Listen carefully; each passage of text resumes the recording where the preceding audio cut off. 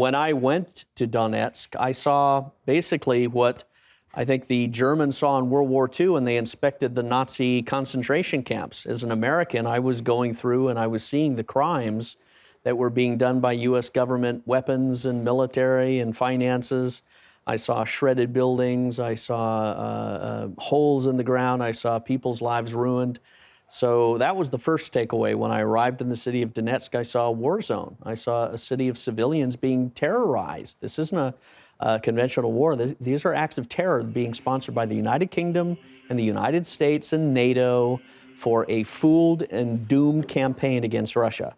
But I also was left tremendously optimistic because the Russian military and all the Russian volunteers from every corner of Russia are the greatest men, the greatest soldiers one could have, and Russia will never lose with such men. Well, if we look inside Kiev, since you've raised it, I mean, the representative of Zelensky's party, Servant of the People, recently, I think, if not just yesterday or today, called upon the army chief, that's Valery Zaluzhny, a polarizing figure. People say that he hasn't done enough. Some say that he's a hero, to step down.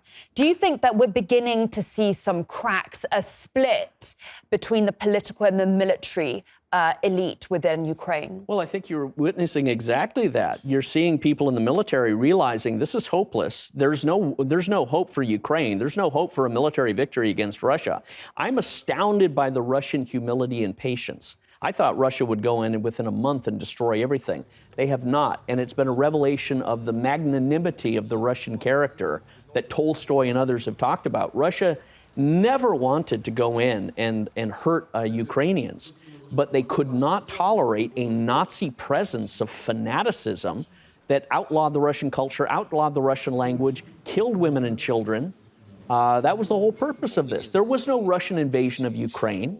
There was Russia stepping in, defending the republics of Donetsk and Lugansk and Crimea that declared independence from Nazis.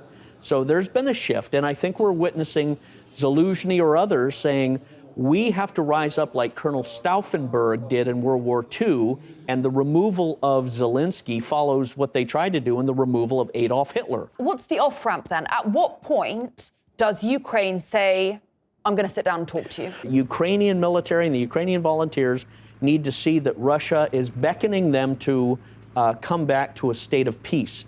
And I think, again, if every Ukrainian on the battlefield puts down their weapons into the snow and puts a white flag and runs to the Russian line, they will be greeted with hot tea, food, and a welcoming gesture and a hug, and they will see what true Slavic Russian brotherhood is.